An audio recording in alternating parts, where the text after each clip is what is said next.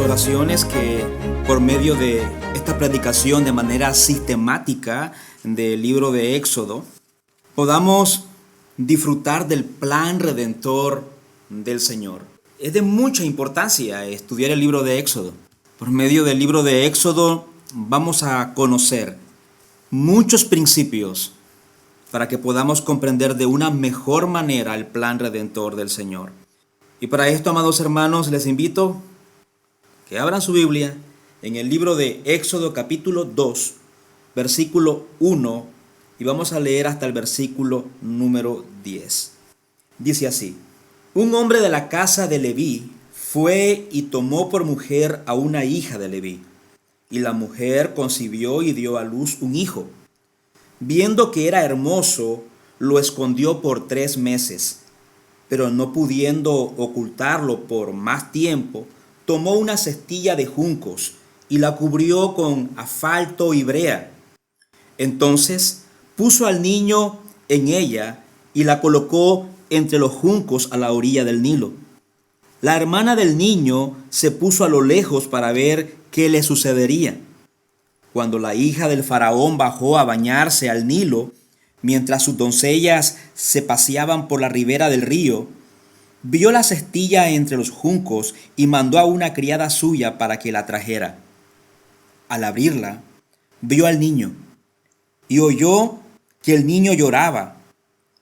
Le tuvo compasión y dijo: ¿este es uno de los niños de los hebreos?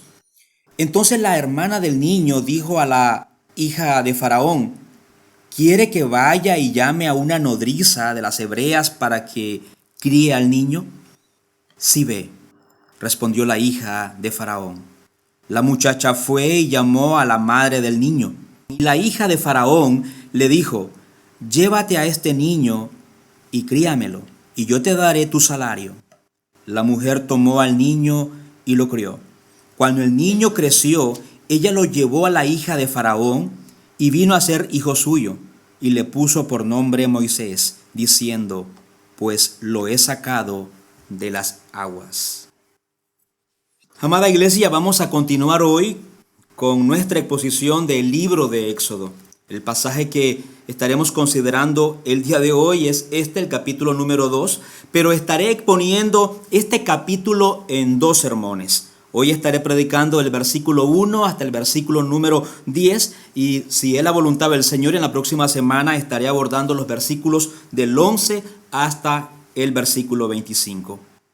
Pero si ustedes pueden apreciar, este capítulo nos revela la manera sabia en la que Dios cumple con sus propósitos.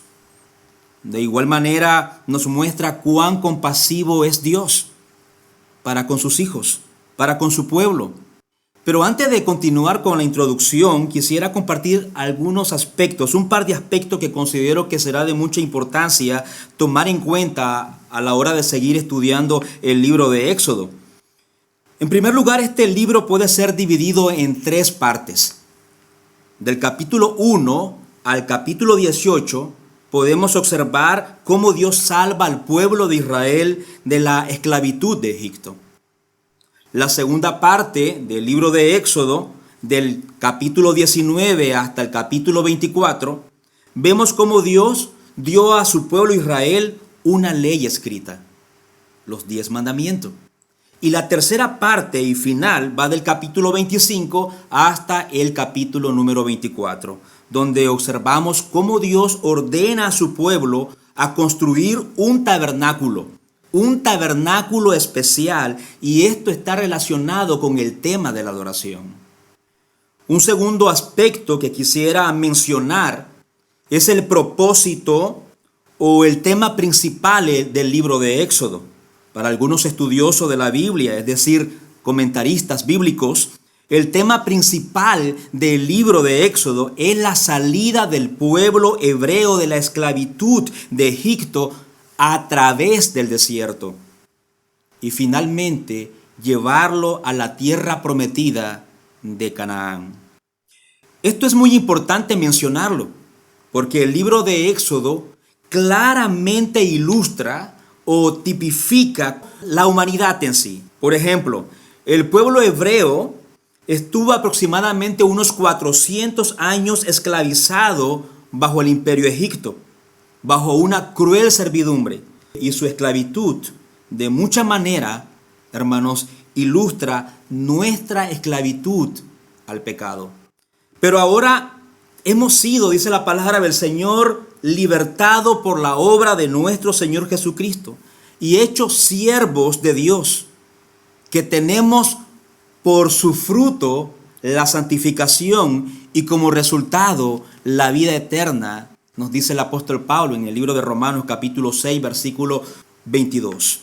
Al pueblo de Israel se le promete una tierra prometida. Y en realidad esto es un anticipo de la última y también real tierra prometida que está reservada en los cielos para sus hijos, aquellos que han sido lavados con la sangre del Cordero. En la prédica anterior estuvimos abordando el capítulo número 1 e iniciamos relatando la manera sobrenatural en la que Dios multiplica a su pueblo y mostrándonos de esta manera que sus promesas siempre son fieles, siempre se van a cumplir. Dios ha preservado a su pueblo hasta el punto que el nuevo faraón, sintiéndose amenazado por los hebreos, inicia una persecución contra ellos. El propósito del faraón era oprimirlos para que no siguieran multiplicándose. Dios, amados hermanos, sigue dirigiendo el curso de los acontecimientos en su providencia y ahora Él levantará un libertador temporal para su pueblo, pero lo hace en medio de la más cruel persecución. Y contra todos los pronósticos, el plan de Dios sigue su curso. Nadie lo detiene. En el capítulo 2, la redención prometida de Dios ahora toma forma. Dios le hará conocer a su pueblo que puede seguir confiando en el pacto que ha hecho con su pueblo. Amados hermanos, nuestro Señor, Él tiene el control de la historia. Él nos guía, Él dirige nuestras vidas y Él sigue obrando en favor de sus hijos, en favor de su pueblo, hasta la consumación de su plan. En el primer versículo de este capítulo número 2 nos dice de esta manera: un hombre de la casa de Leví fue y tomó por mujer a una hija de Leví. Cuando las cosas de verdad se habían puesto muy complicadas con respecto a la condición de Israel, Dios estaba preparando un libertador. En los primeros versículos del capítulo 2 se encuentra la manera en que la vida de Moisés fue protegida por su mamá en este caso. Vamos a leer varios de estos versículos de manera bastante detenida. Es importante también recordar que Moisés aquí está narrando su propia historia. Él es el autor de los primeros 5 libros de la Biblia. Y él narra una historia que implica los actos de su familia por el temor a Dios. En el primer versículo, los nombres de los padres de Moisés no se mencionan aquí. Pero en Éxodo capítulo 6, en el versículo número 20, vemos que su padre se llamaba Amram y su madre fue Jocabed. Este matrimonio levita tenía también 2 hijos, María y Aarón. Eran hermanos mayores de Moisés. Entonces ahora podemos observar que Moisés era levita, la tribu que sería seleccionada más adelante para ejercer las funciones sacerdotales. Luego en el versículo 2 se nos narra que Jocabed, la madre de Moisés, dio a luz un hijo y viendo que era hermoso, lo escondió por 3 meses. Amada iglesia, recordemos que el faraón había instaurado una tercera forma de opresión. Él había mandado a las parteras del pueblo judío a que mataran a todos los niños varones que nacieran de mujeres hebreas. Pero ¿qué pasó? Las parteras se rehusaron a acatar este decreto de asesinato. Entonces ahora el faraón ejecuta una cuarta decisión, donde él ordena a todos los egipcios que se aseguren que todo bebé varón nacido entre los judíos sea asesinado. Se tiene que tirar al Nilo. Esta es la primera masacre que la Biblia registra de inocentes. De hecho, podríamos llamar el primer holocausto, el primer ejemplo de destrucción sistemática de un pueblo. Pero un bebé escapa. Moisés narra el comienzo de su historia. Lo hace con tanta simplicidad, lo hace con modestia, que si ustedes observan una vez más el versículo 1, él no menciona los nombres de sus padres. Sin embargo, sus padres sí se mencionan en el libro de Hebreo, capítulo 11, versículo 23.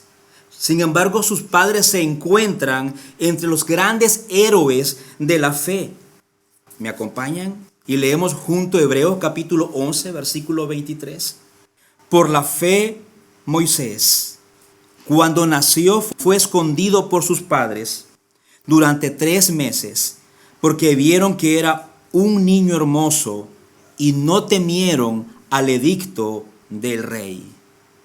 Por la fe, los padres de Moisés interpretaron la hermosura del niño como una señal del favor divino y del destino extraordinario de Moisés, de tal manera que ellos arriesgaron sus vidas. Queridos hermanos, piensen cuando el faraón decretó que cada niño hebreo varón debía ser muerto, y la madre esconde a su pequeño durante los 3 primeros meses de vida, hasta que sus pulmones se desarrollaran al punto en que ahora podían oír sus llantos. ¿Ustedes pueden imaginarse la ansiedad de esta familia? 3 meses vivieron los padres de Moisés, Amram y Jocabet, en alarma, en vilo, a la espera de que el niño empezara a llorar justo cuando pasara algún egipcio a la orilla de su aposento, o que los soldados del faraón llamaran a la puerta para matarle. Amados hermanos, ¿qué les sostuvo a los padres de Moisés en estos momentos difíciles? ¿Qué les permitió desafiar el decreto del rey? El autor de la carta de Hebreo nos dice que fue su fe. Necesitaba tener fe para lo que habían hecho. Lo que habían hecho era algo muy serio. Ellos eran esclavos. Legalmente no tenían ningún derecho. Podían ser torturados o matados. Y la ley no podía de ninguna manera intervenir a favor de ellos.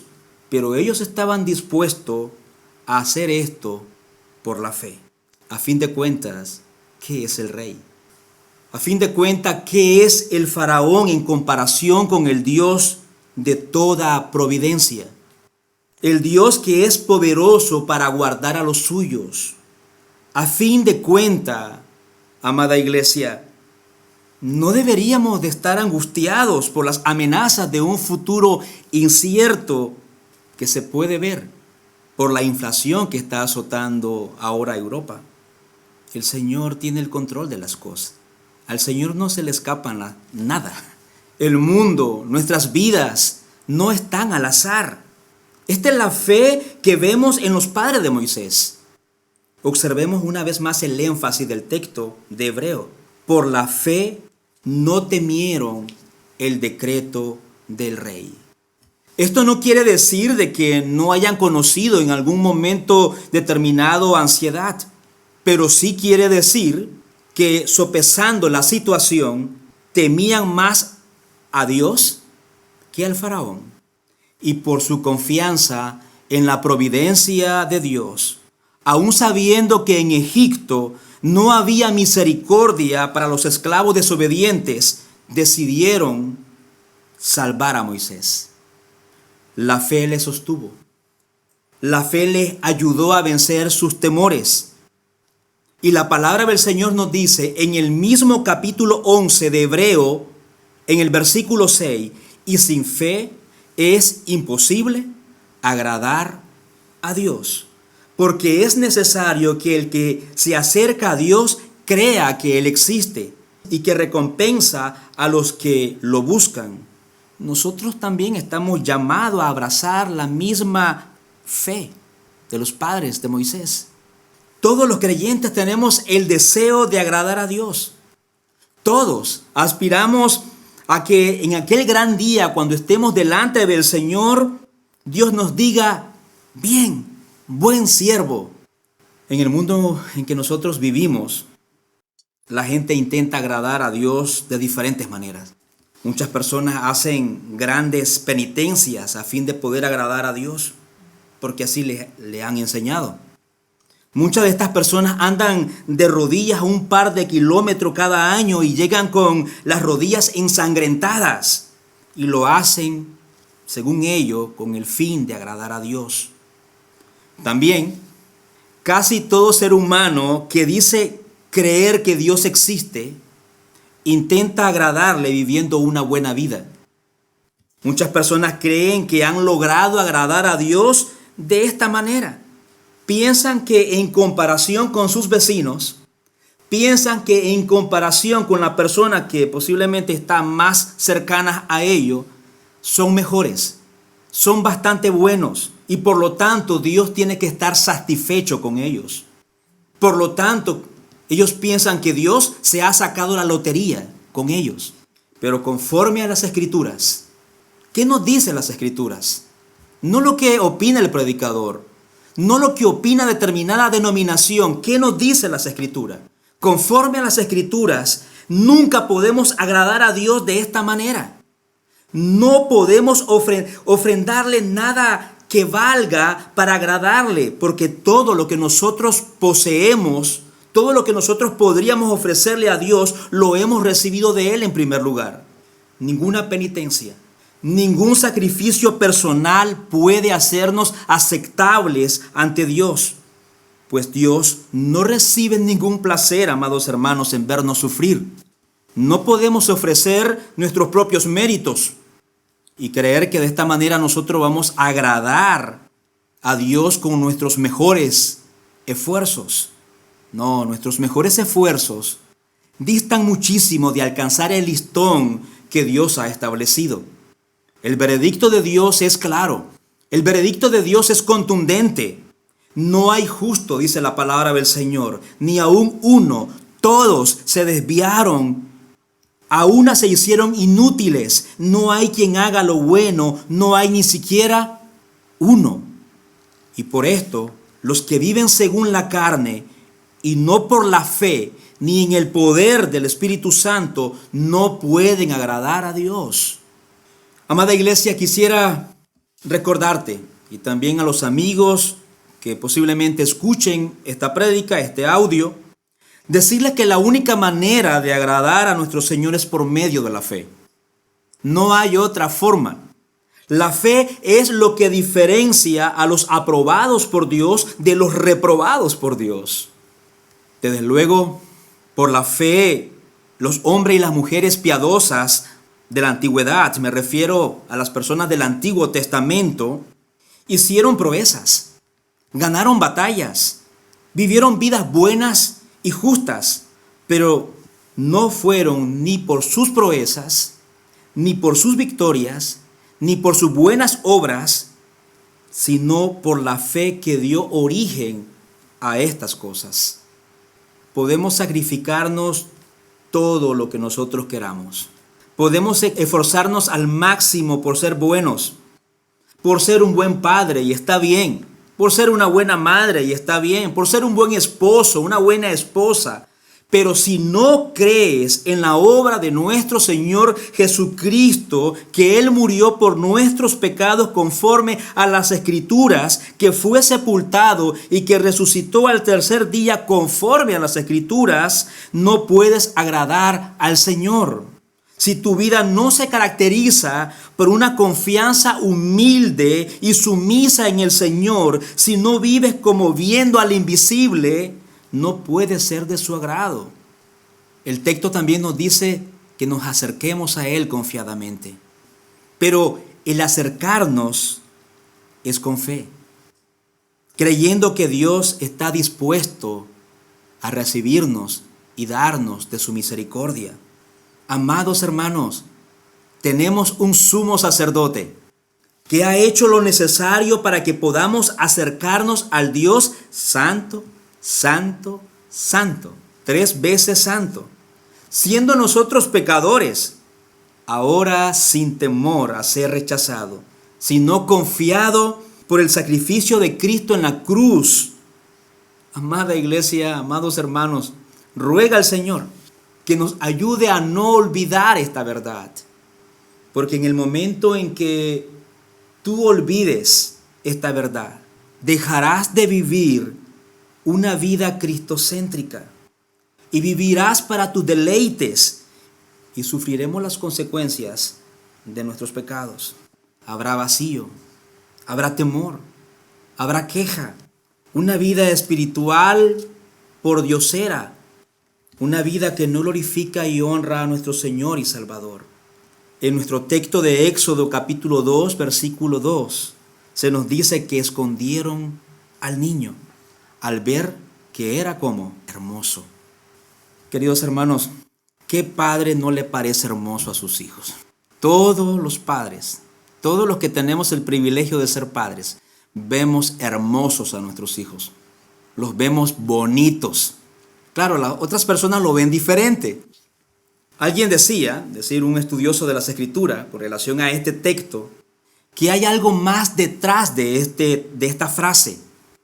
Sus padres vieron que no solamente era hermoso en aspecto y fuerte en constitución, es posible, sino que era un niño especialmente bendecido por Dios, que Dios lo había escogido para algún propósito. Cuando ellos vieron al niño, despertó en ellos la esperanza de Israel, de las promesas que Dios iba a cumplir por medio del linaje de Abraham.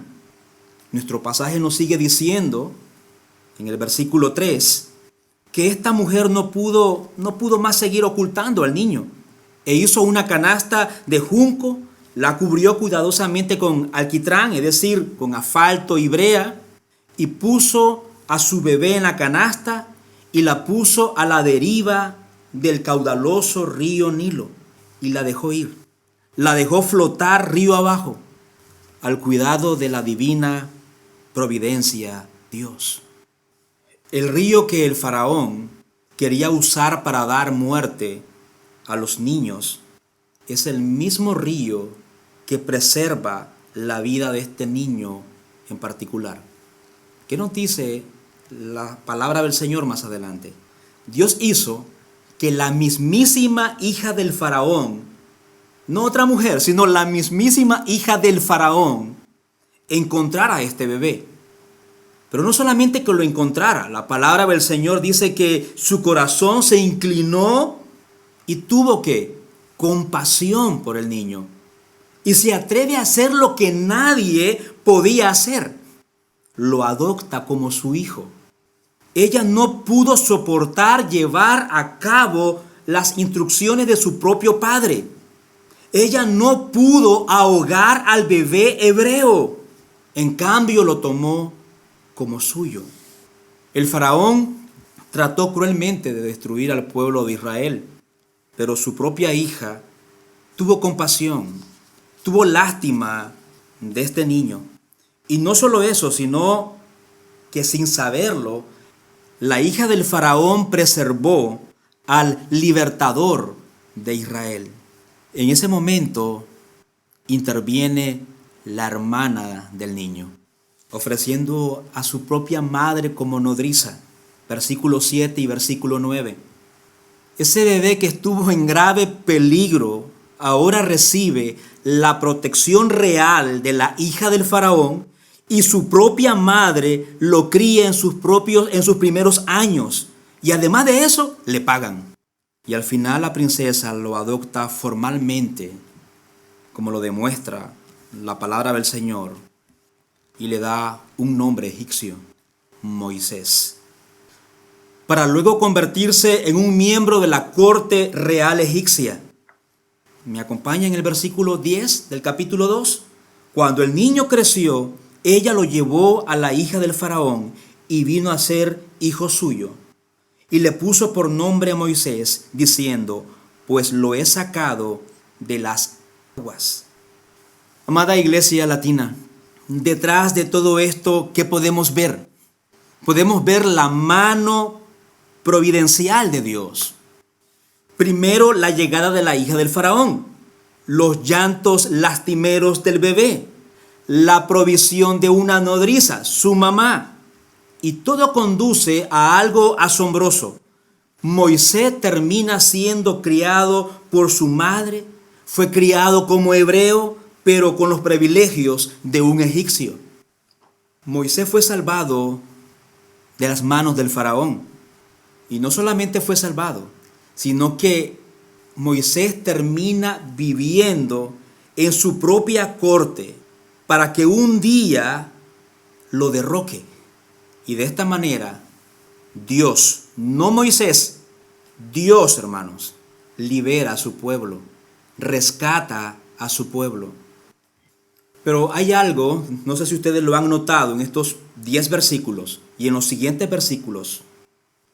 En todo esto no se menciona el nombre de Dios. Dios es mencionado hasta el final del capítulo 2, como en el versículo 23, 24 y 25. Hasta ahí aparece el nombre de Dios. En los versículos anteriores no aparece el nombre de Dios. Pero sí podemos decir que este pasaje nos invita a ver su mano, la mano de Dios, la providencia de Dios, para que nosotros también detectemos su mano en nuestras propias vidas, amados hermanos, cuando confiamos en las promesas del Señor en medio de las adversidades. En este episodio podemos ver el pecado de una forma cruel, pero incluso ahí la mano del Señor está obrando. Y esto es lo que hace actualmente en nuestras vidas, que todas las cosas obren para nuestro bien. Romanos 8, 28. Para concluir, quisiera darte 2 aplicaciones. Los 2 puntos claves de la predicación: la providencia de Dios, la fe en Dios. Como cristianos, roguemos a nuestro Señor que nos ayude a aceptar, porque muchas veces resistimos, que nos ayude a aceptar su providencia como cristianos, que nos ayude a entenderla. La palabra providencia se entiende como el propósito anticipado de Dios en todo asunto. Nada de lo que el Señor ha creado está hecho sin sentido, de manera arbitraria o antojadiza. No existen las coincidencias. O muchas veces es una forma de decir en nosotros los latinos: qué suerte que tuve. Hermanos, no hay suerte en esto. Qué coincidencia. No, en nuestras vidas nada está de manera antojadiza. Todo responde a la tremenda sabiduría y voluntad del Señor. Cada uno de nosotros también, como hijos del Señor, y también los no creyentes, están dentro de sus designios. Por ejemplo, el día de tu nacimiento, las diferentes etapas de tu vida, no pasan de manera inadvertidas por Dios. Note lo que nos dice Isaías, capítulo 46, versículo 3 al versículo 4. Escúchenme, casa de Jacob, y todo el remanente de la casa de Israel, los que han sido llevados por mí desde el vientre, cargados desde la matriz, aún hasta su vejez, yo seré el mismo, y hasta sus años avanzados, yo los sostendré, yo los he hecho, y yo los cargaré, yo los sostendré, y yo los libraré. Nuestro amado Señor espera que nosotros entendamos que dependemos absolutamente de Él. ¿Nuestras vidas reflejan esa dependencia? Aún el respirar, los latidos automáticos de nuestro corazón son producto de su gracia. Al Señor le place darnos la vida cada día. Así como una familia debería, y digo debería porque lamentablemente en muchas familias no es así. Así como una familia debería de permanecer en el tiempo, luchando junta en todos los momentos, en momentos de adversidades y también riendo en los buenos momentos, también la presencia providencial de Dios se mantiene inalterable en todas las circunstancias, buenas y malas, las vidas. Él siempre está con nosotros. Note lo que nos dice Isaías 45, versículos 6 y 7. Para que sepa que desde el nacimiento del sol hasta donde se pone, no hay ninguno fuera de mí. Yo soy el Señor y no hay otro. Yo soy el que forma la luz y crea las tinieblas.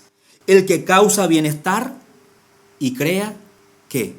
Solo bienestar y crea calamidades. Yo, el Señor, es el que hace todo esto.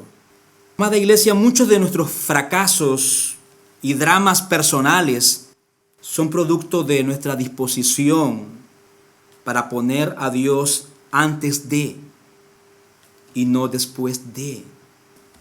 A muchos les han enseñado falsamente a golpearse el pecho después de sus errores y a no recurrir en consejo y en fortaleza a Dios antes de tomar decisiones. No somos independientes. Dependemos completamente del Señor.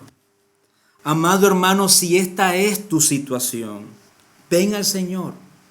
Confiesa que has querido llevar tu vida como a ti te plazca. Arrepintámonos. Confesemos este pecado. Y en segundo lugar, quiero mencionar algo. Moisés tuvo la dicha de contar con padres piadosos, padres llenos de fe. Dicha fe se vio visible en el momento cuando escondieron a su hijo de las autoridades egipcias. Amado hermano, nuestro Señor a muchos de nosotros nos ha concedido el privilegio de ser padres. Y la pregunta que yo te tengo a ti, ¿eres un padre o una madre llena de fe? Aunque como padre no podemos adjuntar nuestra fe salvífica a nuestros hijos para que sean justificados por la gracia del Señor, así como se transmiten los rasgos familiares. Cuando nace el niño, recuerdo que lo primero que me dijo un familiar, se parece a ti. Mira, sacó tus ojos oscuros. No sacó nada de Gaby. Ustedes conocen a mi esposa. No podemos nosotros como padre adjuntar nuestra fe salvífica de esa manera a nuestros hijos. Pero sí puedes crear un ambiente de fe en el hogar. Pero sí puedes ser, con la ayuda del Señor, ejemplo para tus hijos. Y no solamente para tus hijos, y aquí va para todos, para padres y no padres de familia, para tus vecinos, para tus colegas de trabajo. Y quiero hacerte algunas preguntas. ¿Qué piensan tus vecinos y tus colegas de trabajo de tu cristianismo? ¿Qué piensan las personas que te rodean? ¿Podrán decir ellos que eres congruente con lo que confiesas? ¿O dirán que en ciertas circunstancias difíciles eres completamente diferente a lo que profesas y que eres peor que ellos? Amada iglesia y padre de familia y amigos, el hogar debe ser la primera escuela de fe para nuestros hijos.